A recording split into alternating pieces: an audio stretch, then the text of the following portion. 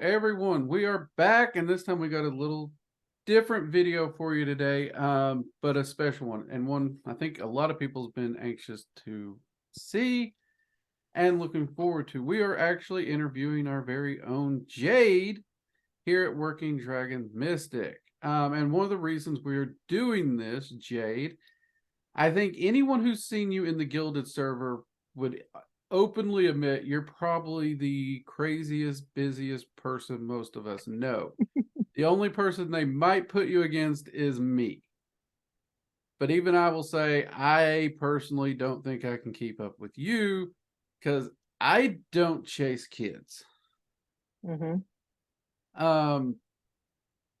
And we always get the question in live streams and comments under the videos and in Gilded, how do we make time for practice? What if you ain't got time for practice? What if you're working? What if you got school?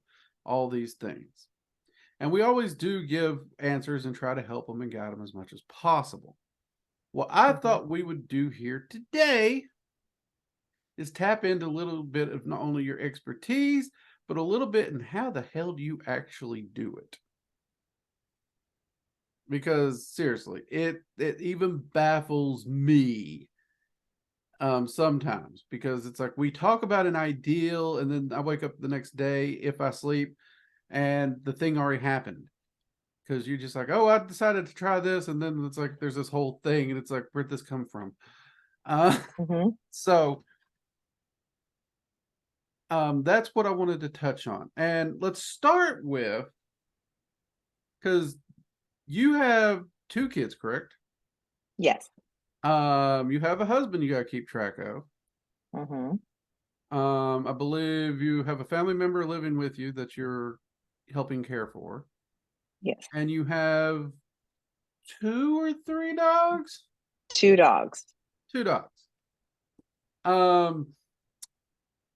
Plus you work full time.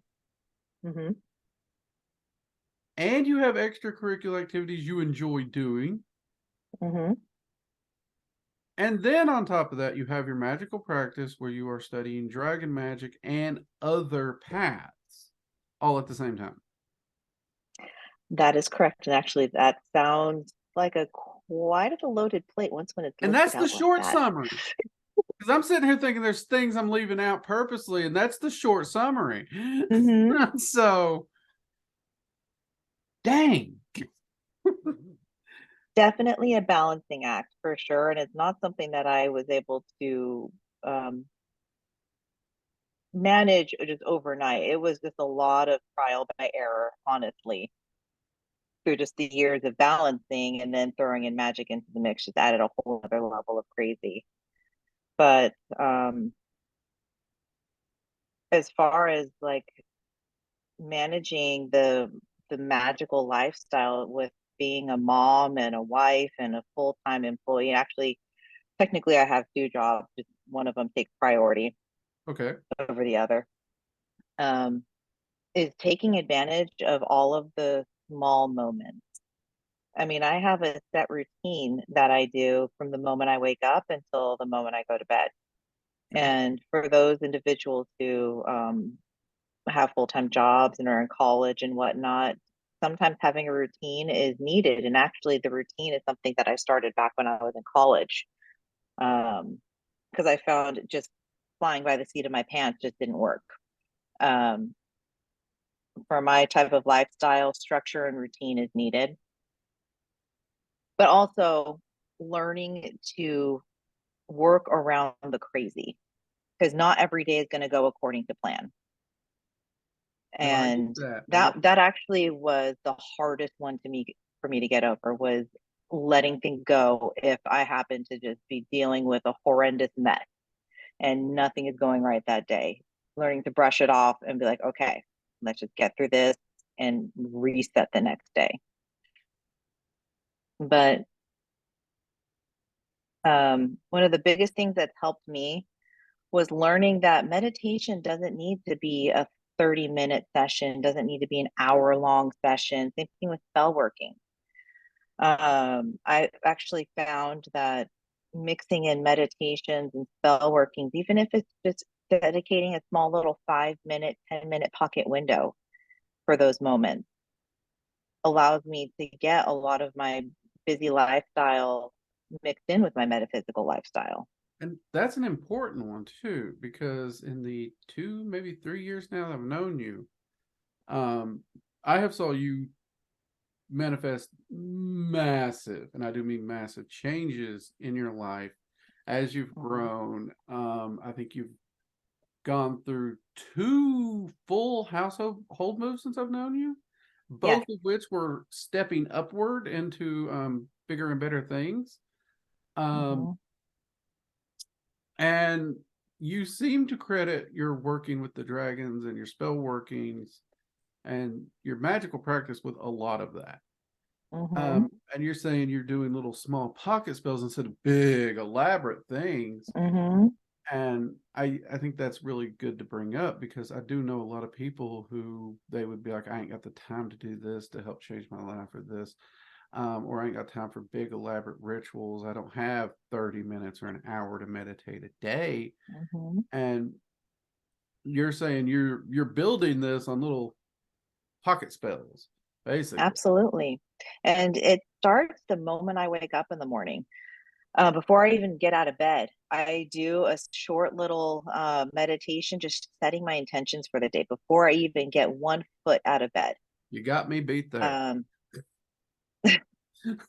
And because, I mean, when I'm getting up in the morning, mind you, I get up at 4 o'clock in the morning to make sure that I take care of myself before I even get my little one up and out of bed. That's one of my quiet moments, and I take advantage of that, because those are those moments where I can actually focus on what I need without having kids climbing on me, jumping on me, calling mommy every 10 seconds.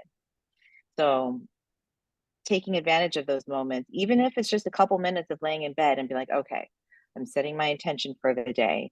I'm laying the groundwork for a positive and productive day. Same thing when I go take a shower. I use my shower time for grounding. Water grounding is one of the best ways that I handle that, and also to meditate on what I'd like to do for the day. If there's any spell workings I like to do, I'll use that time as well, because again, it's quiet time. I don't have people bugging me, so I can focus on that. And then I actually use one of my dragon magic skills that I've learned in the 101 class, which is with my coffee. Coffee magic. It is a fantastic thing.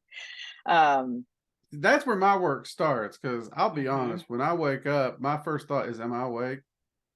And I literally start trying to figure out if I'm awake or if I can roll over and go back to sleep. That's my first thought. And I get up, I work my way as staggeringly Frankenstein-like as I can to the coffee pot, get my first cup of coffee, and I sit down, I stare at a wall, and that's when my brain starts slowly turning over and starting to do those things. So you're managing to get those things started before I've got my coffee, which I'm wondering if I shifted my mentality, if I might be more productive. Might have to give that one a try myself. And as far as shower and water grounding, absolutely. Well, I mean, I did a whole video on my morning routine because of that. Definitely a great place to squeeze some in. How long do you think you take on a normal spell? And by normal, let's classify this. When I say normal, I'd say if you had all your spell workings laid out into different time frames, that largest chunk in the center, what would that time frame be? Because I'm sure you got your longer ones. Yeah. But from what you're telling me, those tend to be rarer. Yeah. The longer rituals, I actually have dedicated time when the kids are at school, and I have set blocks during the day for my longer rituals that require, 30 minutes to an hour long's worth of focus. Okay. But for just standard everyday spell workings, I average about 5 to 10 minutes. Okay, that's very doable. That's very doable for practically anyone. That is. That's nice. One of the things that I've found that has helped me over the years, and I think you mentioned it, but you can talk about planning out your day and know what you're doing for that day. Mhm. Um, and knowing your times. I've actually found out that if I actually block in the times when I'm working and my rituals and stuff, and even my leisure time, I think that matters. Mhm. Absolutely, it does. Um, because I have found, and I think this is really important for parents, especially moms, because you mentioned, that's your time to take care of you. Mhm. I know a lot of friends and family members that I'm not sure they ever take care of them. So I think making sure you know where your leisure time is important. Mhm. Um, do you make a point to get some form of daily leisure time or something as often as you can, assuming it's not one of those points in life where it just goes woohoo? Yeah. No, actually, I do. And several of the entities that I've worked with have stressed the importance of doing self leisure activities, not to the point where you're doing absolutely nothing but self leisure, but just enough to just unwind and decompress and just let go for a little bit. So actually, once when I get majority of my work day done and it's a good chunk between that and the time that I have to pick up the kids, that's where I fit in my leisure time, whether it be watching, one of my favorite TV shows or playing a video game, something that just lets me just relax. Nice, nice. And see, that's kind of what I do. Although I try to tack mine on at the end, I'll be honest. But Hmm. that's because I prefer to unwind and then not start something up. Yeah. But one of the questions I get a lot, and I don't know if I ever answer it well, is because people know I'm very busy. Hmm. And I mean, earlier today, I got the question. It's like, I don't know how you do the stuff you do. I don't know how you stay on top of it. You're like one of the most available, contactable teachers I've ever seen. And I made the joke, I don't sleep. Hmm. um, which I don't sleep a lot, to be fair, but I do get healthy sleep, apparently, according to my doctor. But if I don't have that wind down time, usually it's far harder for me to sleep. Hmm. And people are always asking me, what happens when life gets crazy and you don't have the time to relax? What do you do when everything's just going wrong? You're getting hit from all sides. And for me, my answer to them is like, I honestly have to answer from my perspective. And I always tell them that. Hmm. I've always found it the best thing you can do, and I've taught my daughters this for better or worse people, um, is you literally have to just put your head down and power through. Yes, today sucks. Yes, I Hmm. may not have got any relaxation time. I may just, it may be a complete crap show. But for me, powering through whatever that crap show is, no matter how long the crap show may last, even if it's a week or a month, it is Hmm. important for me to get through that to get back to normalcy. Hmm. Um, Absolutely. and that to some people that sounds like a crappy answer, but that is how I handle it. Now, what would you Yeah. tell someone who's trying to deal with stuff and family? Because again, I don't have to jug the family too Hmm. much. Um, when that crap show hits.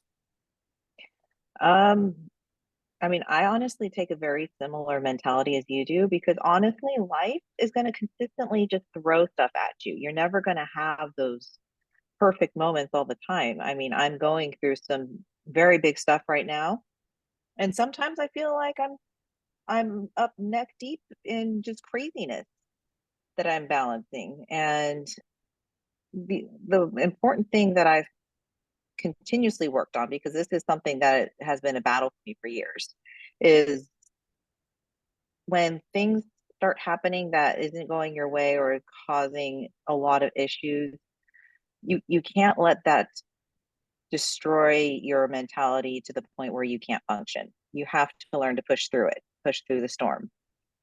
Because I mean, otherwise, every single instance that pops up, you're just going to be thrown for a loop. And it's part of just learning to push through life. There's always going to be stuff thrown at you from every single angle. And that's just something that I've had to learn to overcome. Wasn't easy to learn to overcome, but it's still something I'm battling today. You know, there's some days where I just don't want to do anything because there's just so much stuff coming at me. Mm-hmm. And Go ahead. no, and you know, sometimes I will allow myself like that one day to just fall apart. Okay. So that's actually going to be my question was, do you ever feel it's okay or necessary to just take a day? Yes, absolutely. It's taking a day to decompress, process, and figure out, you know, what is going on and how you're going to get yourself out of it is totally okay. Sometimes a mental vacation is needed. Now, being stuck in the mental vacation is not a good thing. You have to learn to build yourself out of it. And that's where a lot of people get stuck, is they like those little mental vacations and just checking out of reality. You just jumped into my next question right there. I was going to say, what is your limitations, your rules about taking a day? Because you're right. I've seen it. You have a lot of people, they're like, I need a break. I need a mental break. And they don't take a day. They take days, weeks, months.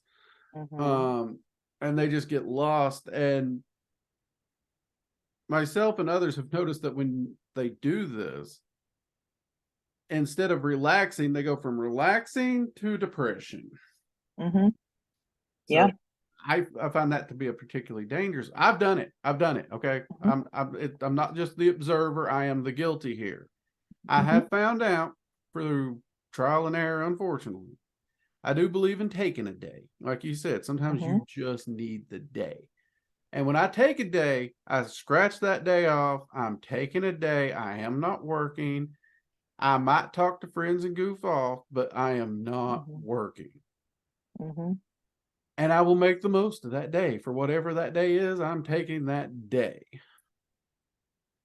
But after that day, it's back to work. Oh, yeah. And I make the fullest of that day because then that mentally sets it. You know, you're resetting, then you're back. And that keeps me from hitting that dip. Yeah. So I think that's pretty cool that you're experiencing. Have you seen the dip too? Or is that just? Yes. And that's actually something that you physically witnessed for one of them, which was my move to the current house I'm at. I actually took more than just a day. I think I took like a solid 2.5 weeks. Oh yeah, I did. I mental remember break. kind of having to bring you. Yeah, okay, yeah, you're right. You and I did have a chat on that one. And I went from being, you know, mostly holding myself together to being a complete basket case at the end of those 2.5 weeks. But see, that actually brings up another good point, because I forgot about that, because the move overall was a positive and a progression and a manifestation of something you were working toward. So that brings up a very, very valid point. What the hell do you do when the manifestation of the thing you're working for just is like a bazooka of chaos and puts you into the point of, what the hell? I need a day, a week, a year, help. What do you do when the positive is the thing that's just hammering you into the ground? So in those instances, Especially with family and kids. Because I'm sure they get like, everybody leave mom alone. Mom needs a week. I've never heard them say that. In those instances, there's times where I have to put myself in check. That's hard. I have to put myself in check, which is hard because a lot of times you're in those points where you're like, there's nothing wrong. I'm doing this. I'm fine. I got this. We got this. It's fine. I'm good. We're good. But when other people around me start being like, are you okay? Like, are you okay? Are you really okay? Those are like the key indicators that maybe I should put myself on check. And that's when I start doing some self-reflection meditation, finding out, okay, what's really going on here? What am I doing? What am I not doing? And that's when I have to realize, okay, I am going a little too deep into my mental vacation, and I need to realize, okay, the reason for this chaos is because of goal A. And that's when I realized, okay, I need to push through the storm, because I have to remind myself there's a reason for all this happening. And sometimes I lose sight of that.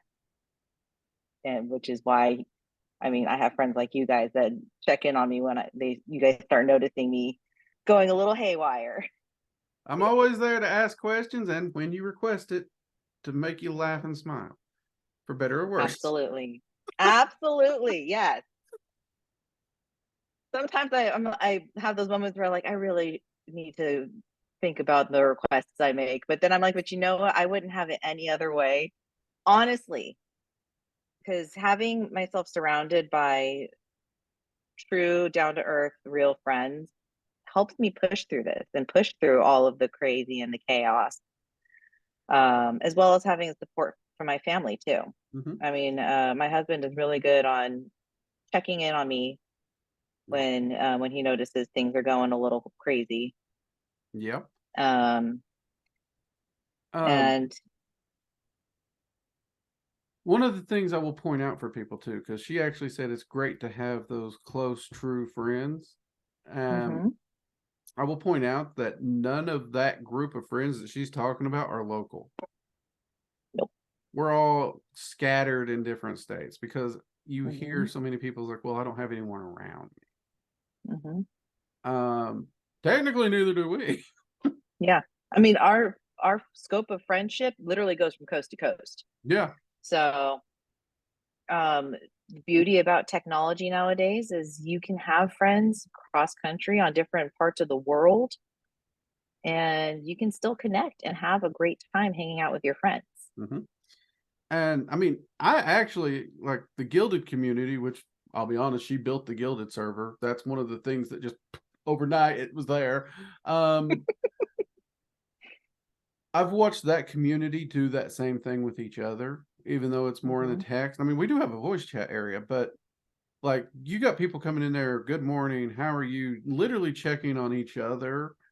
So we are seeing that develop in that community as well, which I think is pretty cool.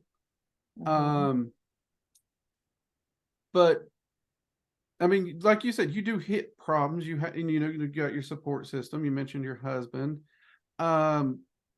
which, by the way, I think the guy's great, because I mean, he either he wasn't or isn't a practitioner, but he's slowly starting to dabble. I can't remember which it is.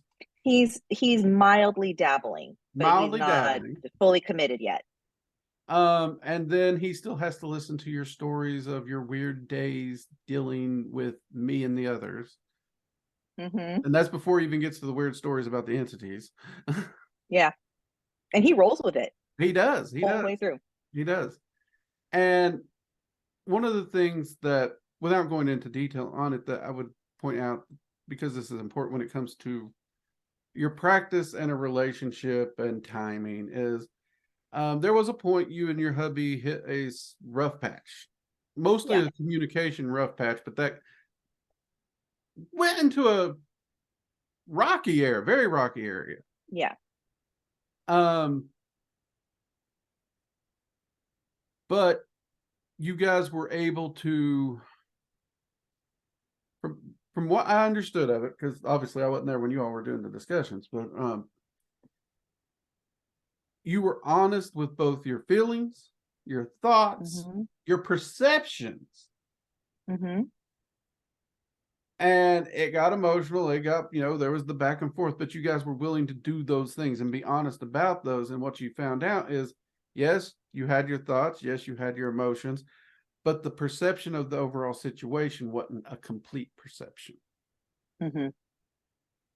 And it's my experience that a lot of people, they let the perception sink the ship. Yeah. Because they don't take the time to put the full picture together.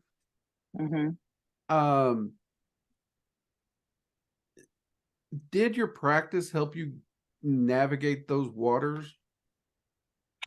I thoroughly believe so. just the practice alone of meditation and self-reflection helped me sort through my thoughts when my thoughts were going in all different types of directions. Helped me figure out my words on how to talk to him, and also the support from entities too, getting some guidance on their point too, and reassurance that communication is just the biggest thing that needed to happen, instead of letting feelings stew over and over and over till it hit a boiling point. That's awesome.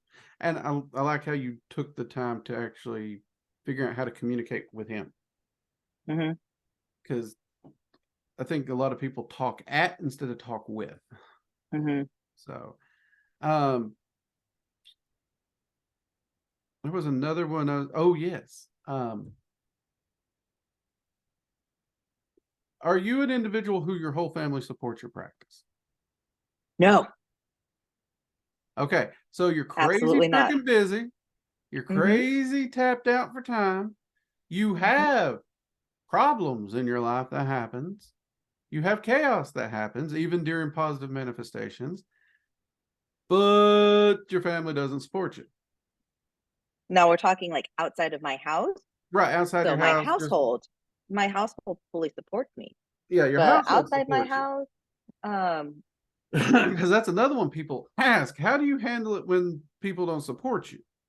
yeah.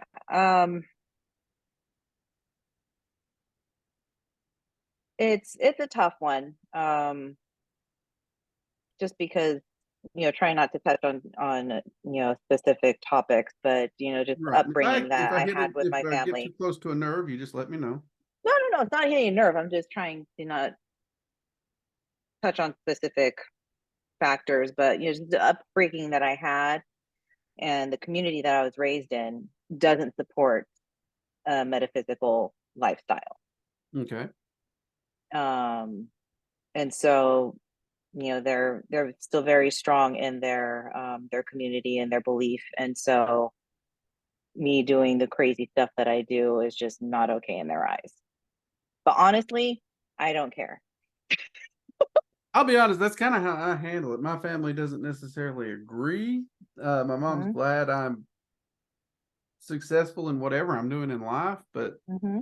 she does worry about me and whatnot. But at the end of the day, my mom did raise me to not care what other people think. I don't think she ever thought it'd fall back on the family, but Mm-hmm. um, yeah, I have to agree. And that's why it's so hard because people's like, how do you handle it? And it's like, I just don't care. And then their next Mm-hmm. question is, how do you get to that point? Yeah. And honestly, that was another hard thing to get over.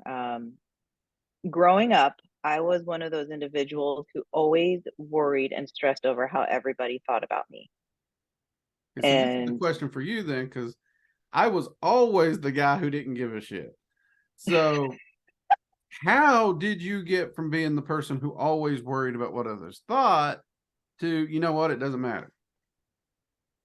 I reached a certain point where I was tired of fitting into everybody's perspective of what I should be, because all I was doing was stressing myself out and not allowing me to do the things I enjoy and what makes me happy. And so I stopped worrying about their opinions. And, you know, I have my daily life, they have their daily life. We don't harm, like, we don't conflict with each other. We just really don't have the same belief system, is essentially what it nails down to. So I don't let it bother me anymore. If they don't like what I do and what I practice, that's their opinion.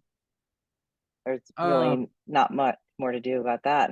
no, I mean, I would agree because, like, I mean, I've had people ask me, doesn't it make holidays weird? In my experience, no.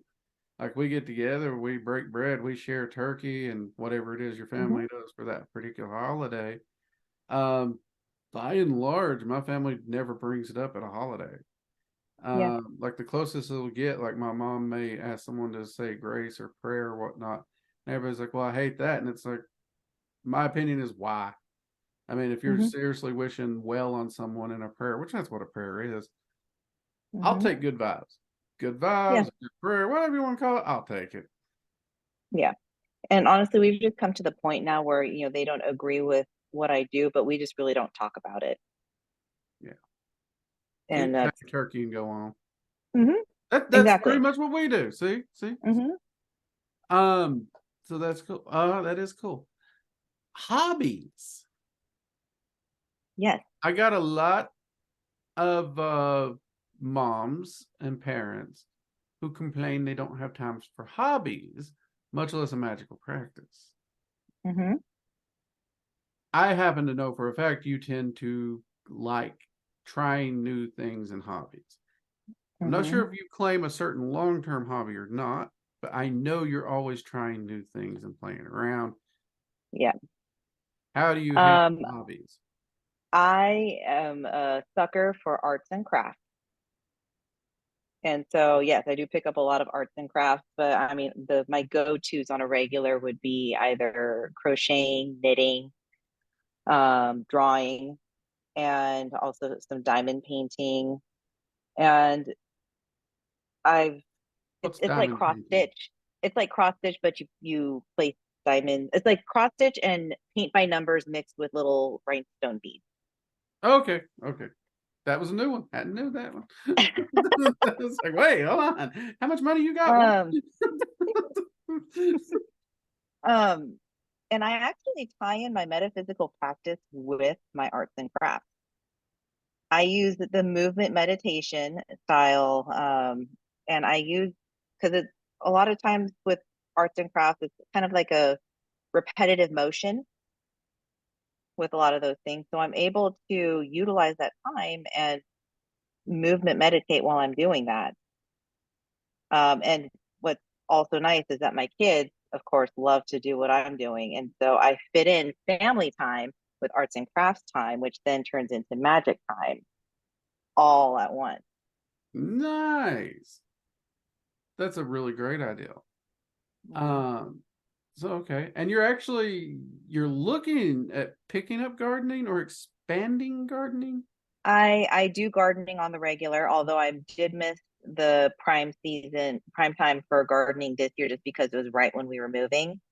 But come next spring, I will be reestablishing my outdoor garden as well as an indoor garden as well. Okay, okay. And you're also looking into getting into more camping. Yes, I'm wanting to get into camping. I really wanted to learn to do that when I was younger, and unfortunately, I never really got the opportunity to, except for one glamping experience. Um, which even with that, I still managed to screw up and get bugs in my sleeping bag, which I don't know how I did that. Actually, I do know how I did that. I Right. I Candy walked. bar in there. I getting up in the middle of the night, having to go use the restroom instead of putting shoes on, I just walked out to where the potty area was, which is my socks, and walked back. And I tracked in whatever bugs I stepped on and everything with my socks, and they got in my sleeping bag, and woke up with bug bites all over my body. That'll do it. That will do it. But speaking of the little ones, um, Hmm. how do you handle explaining to the little ones what you do and what they may hear at extracurricular activities or school for that matter these days or around family members? How does that get juggled? Because I've heard horror stories about this. Hmm. Um, and like, I know you and I have talked about one or two very specific things and thought processes and how you'd handle it, but Hmm. that doesn't cover the whole mess. How do you balance that? Yeah.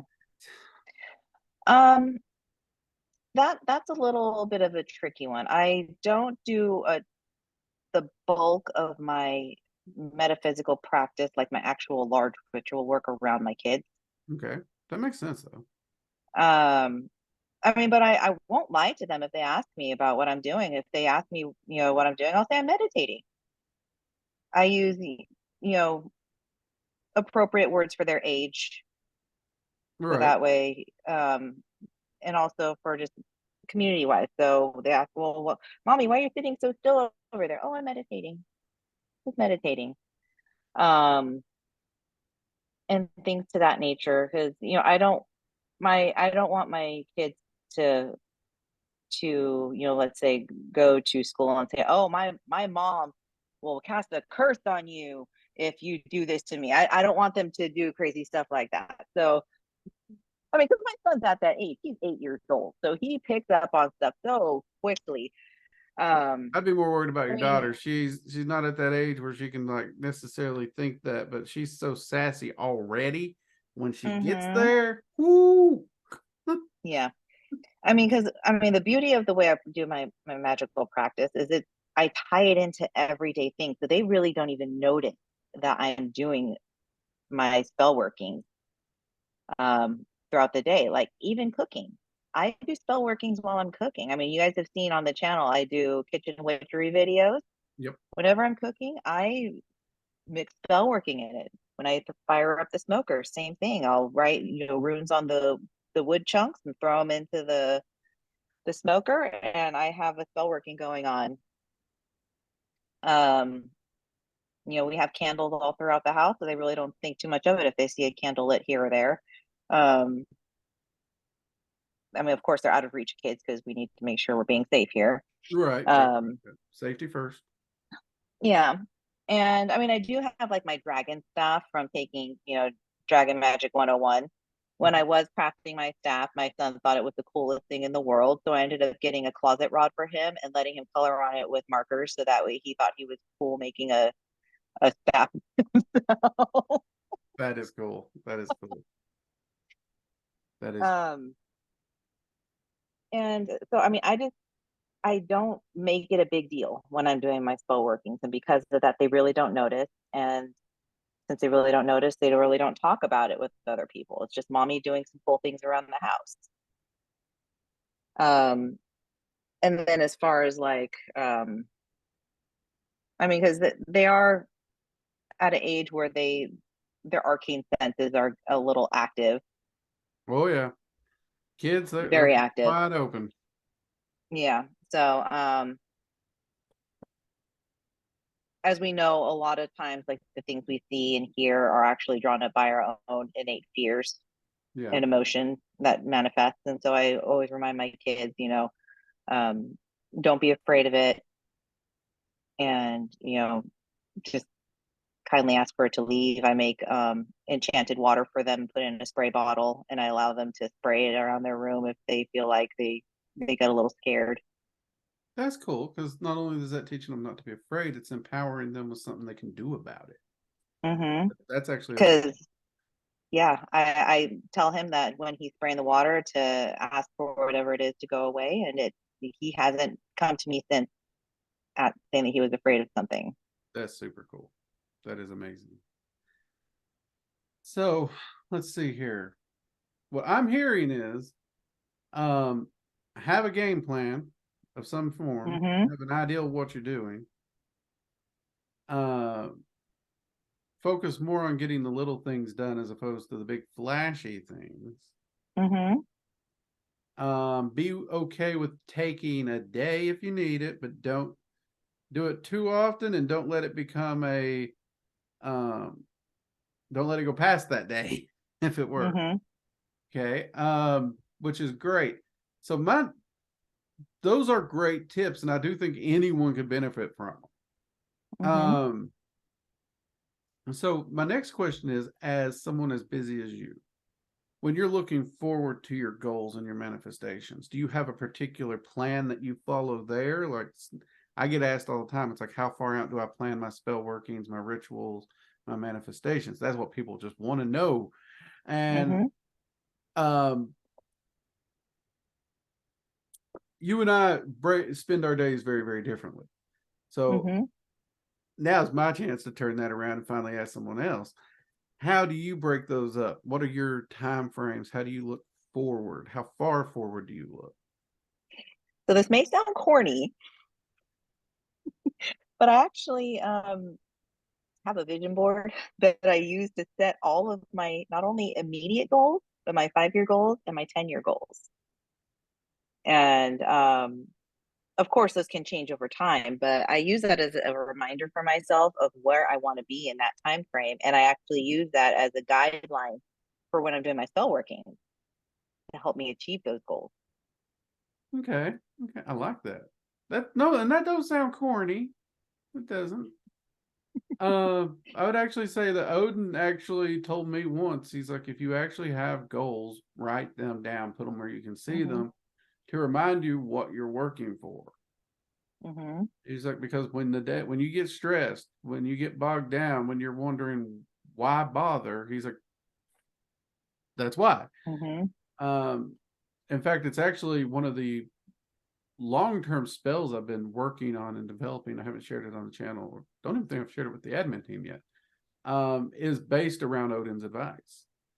Mm-hmm. To the point where not only did I put the goals and build it into the spell, but I actually made it the the lock screen on your computer. Yeah. Yeah. So when I open my desk, when I'm sitting at work and I open my laptop up to get ready to work, there's my goals. Oh, nice. I Uh, like that. so no, I don't think the vision board's corny at all. No, they like that. And I also like how you pointed out it's okay for them to change. Mm-hmm. Because that is something I've noticed while doing the spell work. Sometimes the manifestation's definitely not what I expected, because the manifestation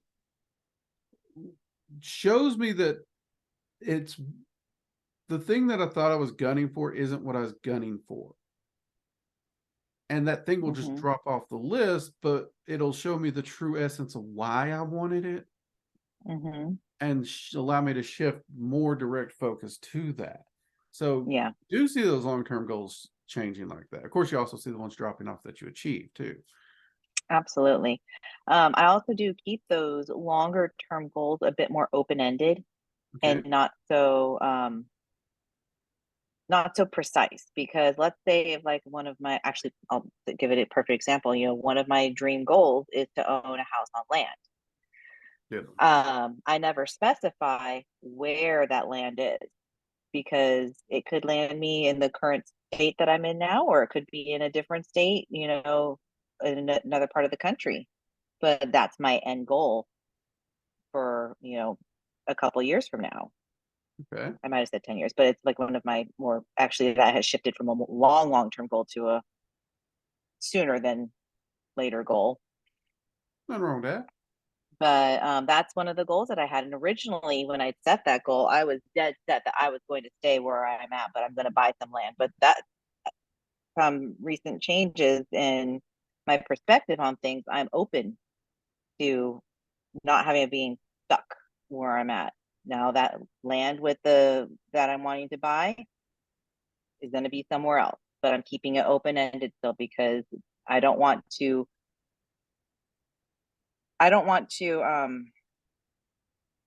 lock down too much into like a precise city or a precise county of a specific area. Well, in Wherever. 2 years, we might be able to get Hmm. you down south to some good hospitality and food. Yeah. So, that the goal still remains the same. It's just my perspective of where it's going to be has drastically changed. No, I can see that. And that is good to be open. Like, I mean, Hmm. growing up, me and my wife, we saw like basically almost everyone we knew in high school. Um, there was just the theme. You grow up, you graduate school, maybe college, maybe vocation school, get a job, get a family, and you just stay there. Hmm. Nothing ever changes. It's the same. Um, but for our goals, we could Hmm. never attempt and achieve our goals if we just stayed there. Yeah. And it's hard to let go of that, what most people think of their home or their roots or whatnot, to go achieve those goals and achieve Yeah. those things we want. Um, and I think I've seen a lot of magicians and practitioners limit their magic Yeah. because it's like, I have to achieve this, but also all these restrictions. Hmm. And And actually, because of keeping my goals open like that, I also do my spell workings like that too, where I don't limit it so much and filter it down so much where it has to be an exact end goal. And my spell workings have become so much more powerful because of it. That is good to hear. That is good to hear. That's something I do. I try to, how it manifests, I kind of leave open. I do sometimes put time frames on it, but that's about as Yeah. Yeah. I mean, there's good to put some, set you know. limitations, but there are some people who say, I need to make this amount of money by this date. It has to come from this source and it needs to come from here, here, and here, and it needs to cover this. When you start adding all of these contingencies, it makes it so much harder for it to manifest. Yeah. And Energy follows the path of least and resistance. and so honestly, that's why I'm able to do such fast spell workings, because I don't focus on all the fine details. I focus on the end goal when I Which do those spell workings. that reminds me, because your spell workings are powerful. I think anyone in the Gilded server who's spoken with you, who's occasionally asked for help, or the admin team who has spent a lot of time talking to you and seeing the changes since you've been working here and helping out and volunteering. But what a lot of people might not actually know, which even floored me when I found out, I thought you started practicing 3 years ago because you were talking about you never knew this kind of success and stuff was possible and blah, blah, blah, which you hear from people who's never practiced. But I later found out that apparently you had practiced prior to that with no results. No, none. I almost gave up on magic entirely before I met you. And we're not talking a couple of years. If I remember right, it was like 3, 4, 5 years or more. About Something like 5 years crazy. before I met you. See, that still blows my mind because I don't think I'd do anything for 5 years with no results and keep doing it. So when we're talking about the successes and the progress and the development, for you as a magical mom, we're talking about you had the husband, you had the family, you had all the craziness, you had the chaos, you had the kids, you had the dogs, and you still went from no results to the titan you are in that short period. Yeah, still blows my mind to today. Blows your mind. I'm trying to figure out how you do it while chasing kids. It's like you give me the credit, but I'm over here like, I don't know how she does it. Because that seriously, that blows my mind. Your time management. I mean, we should probably have you do a workshop sometime on time management, because there's got to be some little system in there you're using somehow, some way. If you want Short spell working, then movement meditation. pointers. Yeah. I mean, honestly, I even movement meditate when I'm folding laundry, when I'm vacuuming the house. I mean, everyday activities that you can do Movement mindlessly. meditation is one of my favorites. I'd never get dishes done if it wasn't for movement meditation. So, and one hobby that you did pick up that's my fault, but your husband does not complain, is also one where I find a great time to accomplish goals and take a day at the same time, and that is running a proper smoker. Yes. Absolutely. Because a lot of people are intimidated by that hobby, but it's rewarding because you get to, in the case of a pork shoulder, depending on the size of it, you got anywhere from 8 to 16 hours where you're monitoring this. It's cooking. But once you know what you're doing, it's a very relaxing thing, and it gives you a lot of time to think, to meditate, do that movement meditation while you're, dealing with the fire and the vents and yes. Well, there's that too. But that is one of those activities where it's a real multitasker. It is. But honestly, using the smoker does alleviate a lot of time in the evenings that I'm dedicating to, cooking dinner. because, otherwise I'm spending at least an hour in the kitchen, if not longer, searing up some meat, getting veggies going. I mean, I'm still doing all the side stuff, like, throwing some broccoli or something on the stove top to prepare that. But all of the major prep work has already been done earlier in the day and just waiting for the smoker to do its thing. Yeah. And then just periodically checking it, making sure that the temperature is regulating. Yeah. And pro tip on those veggies, like if you want asparagus, broccoli, or Brussels sprouts, or even potatoes, you can actually throw those on the smoker too. I thought about doing that too. You can. I've done artichokes on the smoker. Those are delicious. Those are good. Those are delicious. Also corn. Yes, I have done corn on the smoker. So, seriously though, if you was to give people quick tips for, like, let's say they finish watching this, you inspire them because look, you're living proof that you can actually have a functional magical practice, no matter how chaotic your life is. What tips for, let's say, time or day organization would you give them to look at when they close off this video? Which hopefully they watch the whole thing first. Yeah. And like, subscribe, and turn on notifications to the channel. My one piece of advice for somebody who's looking to add some sense of routine to a busy life and a metaphysical practice would be just pick one moment in your day where you either are doing something mundane like house cleaning, or even just 5 minutes. 5 minutes in the morning when you get up, or 5 minutes in the shower. Something like that, as simple as it is, can make the biggest difference in the world when it comes to your metaphysical practice. And then just build from there. Don't try to do a massive schedule all at once. Start with just that one moment and build from it. Just that one 5 to 10 minute spot. Okay, so the next question that I usually get is, well, what if I don't have 5 to 10 minutes? What do you do in that case? Do you like move heaven and earth to make that 5 or 10 minutes? I mean, you got to think how many hours are in the day.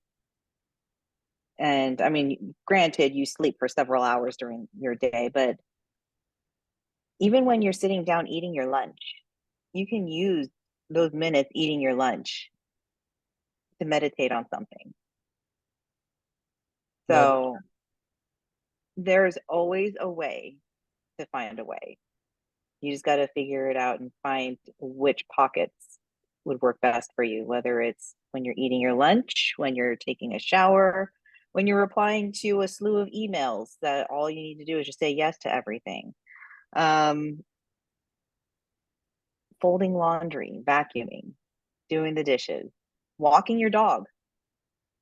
Yeah. All of those things can be utilized with a metaphysical practice. Okay. Yeah, yeah. I have to agree with you. I mean, it's a question that's important to ask because I like to hear people's answers. But I think Raven's daddy said it best. Old Moses, I remember him. Not Moses from the Bible, different Moses.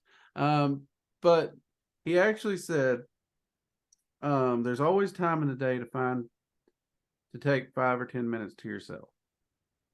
He's like, that is a true statement. He's like, the problem with the statement is people forget there's always time for the excuses not to do it as well.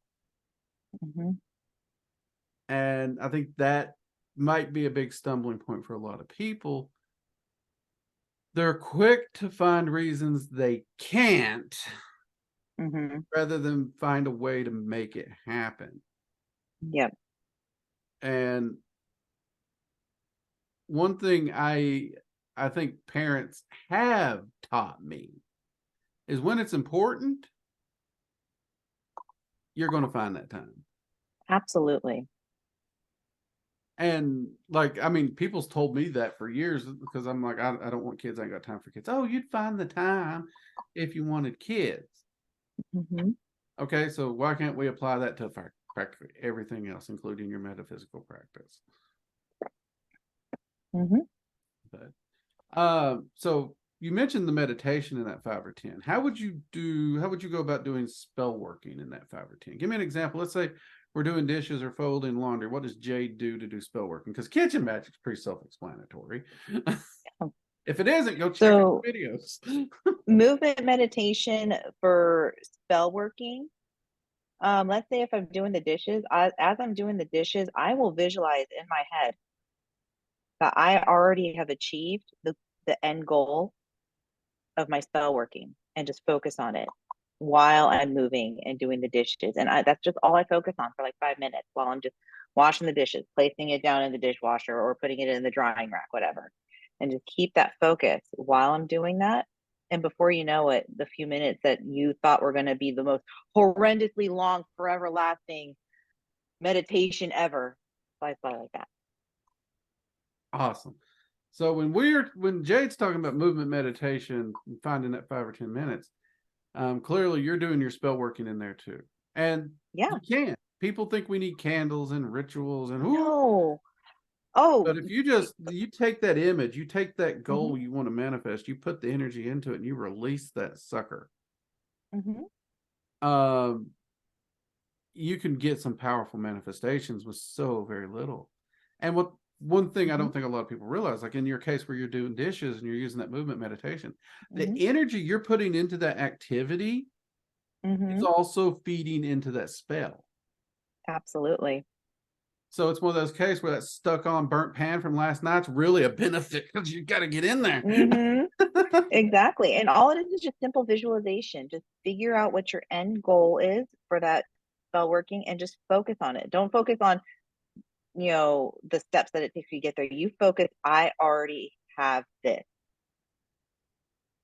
And that one visualization will work far better than any of the complicated spell workings that I've done in the past. Awesome. And if I have to use tools or anything, the most tools I use are either my kitchen utensils for when I'm cooking my food and I'm doing my spell workings there, a pen. I don't have it with me because it's in my bag, but a block of Post-it notes and maybe a candle or two. There you go. And that's it. That is my go-to for everything. Like even when I'm at work, if I'm taking a quick 10-minute break, I will use a Post-it note, draw a quick sigil on it, and charge it right there at my desk while I'm taking my break. Post-it notes are amazing. They are. Everybody's like, you need virgin leather or virgin parchment. No. I've used napkins. Napkins, Post-it. I don't care where you get. Grab you a scrap of something and put that sigil on there. But yeah, Post-it notes are amazing because you can just chuck those things down in a bag. I didn't even know they made these. I bought them by accident, but they now have Post-it notes where instead of just like the top, like the whole thing has that sticky on them. Ooh. Now at first I didn't like this because it's like I can't just grab it as quick and yank it off. But I have fallen in love with them because when I toss them down in my bag, they don't bend and pop off as easy either because they stay down. So I've really fallen in love with those things. Nice little perk of finding those. But yeah, Post-it notes are great. So we're going to get ready to close up here, Jade. What would your advice to a busy person who thinks they have Zippo time? Okay, they're going to, if we were asking where they could find time, no matter what, they're going to tell us they can't find it. They're going to list off all the reasons, and you need to advise them. You need to impart your Jade wisdom to them. What wisdom would you leave them with in hopes that they would take it, apply it, and better themselves towards self-mastery and self-empowerment? My one piece of advice on that would be, if you are really truly dedicated on growing your magical practice, no matter how busy you are, you find a way. You find those few minutes. You will find a way to make it work. Because if all you do is just sit there and make excuse after excuse that you don't have time, you're never going to go anywhere. If you were really truly wanting to grow your practice and reach self-mastery, part of that self-mastery is discipline. Touche. And if you are unable to have the discipline to even set just a few minutes aside or just tie it into your regular work, your regular day, then that you're not pushing towards that self-mastery goal. So that is my one piece of advice. I like it. I like it. All right. I know you got a lot going on and you've been very, very busy. But I know a lot of people have wondered, so I'm going to go ahead and ask it so they can hear it. Do you have any ideals or thoughts for future Kitchen Witch videos? Yes, Cool. I do. I do. I actually have a video. I just need to rebuy some of the stuff because the stuff that I had originally bought is no longer viable. But I am going to be doing magical associations with cinnamon rolls Ooh, video. yummy. Oh, I can kill some cinnamon rolls now. Yeah, now you speak my language. That's how I got the physique I got. Yep. And I am planning on also doing magical associations with pizza. Now that one's cool. That just struck the 80s kid in me right there. That's actually a really, really versatile food. It is, because you can mix and match your pizzas to like whatever taste you want and associate those ingredients to whatever working you're wanting to do. I mean, there's so many different possibilities with pizza. Okay, see, just the mage in me now is bouncing around. Is this going to tell us how to utilize this if we make it ourselves and or order it? Like, Yes. So if I make my pizza at home, I can do it. And if I don't know, let's say I call the Papa or the Pizza Hut or whoever's in your local area, you could still apply this. Even though it's been cooked by somebody else, if you utilize those ingredients and charge it before you eat it, you are still pulling from those associations. Okay, you may have just unlocked the Rubik's Cube of kitchen witchery for for the lazy man here. We're having pizza, That's beer, one of wings, and magic. that's one of the biggest misconceptions about kitchen witchery. I mean, it doesn't have to be so complicated as you having to physically touch every single ingredient as it's cooking. No, that is It's true. utilizing those ingredients that are already in the dish and That is pulling true. from those That is true. associations and charging it. Yep. That is true. And yeah, pizza's a great idea. I really look forward to that one. That and the cinnamon rolls. I like cinnamon rolls. I mean, who doesn't like cinnamon rolls? So if you don't like them, something might be wrong with you. I mean, I'm not saying it is, but can we trust you? I don't know. All right, Jade. Any final words before we close? I mean, this was great going over all this stuff. It's actually put into a perspective, even for me personally, just how much I've learned and accomplished over the past couple of years with you. And all I've got to say for the viewers out there is, just keep on pushing through the storms if you're going through personal storms right now, and just find your time, find that one moment and build from it. One moment, just that That one one thing, moment. find it and build, right? Awesome. Jade, thank you very much for being willing to come on here and willing to talk about your practice. And I mean, we skirt close to some sensitive and personal topics because that can be, hard. And it is appreciated because people need to be able to see that normal people do this stuff. People who have real troubles. And I don't think people think I have a normal life. And I might not, that's fair. So I do appreciate it because when it comes to the family, the kids, all that, that is an area where I have seen it from the outside. I have advised it from the outside. But the outside is not the same as being on the inside. And if anyone needs proof of that, I can prove it in one phrase. Any parent who has raised kids would make a very specific face at the phrase of, it's all right, I'm watching the kids, I'll jack them up on chocolate and Mountain Dew and send them home. See, that's the face right there, people. That's the face. We on the outside, we can say that and it's funny.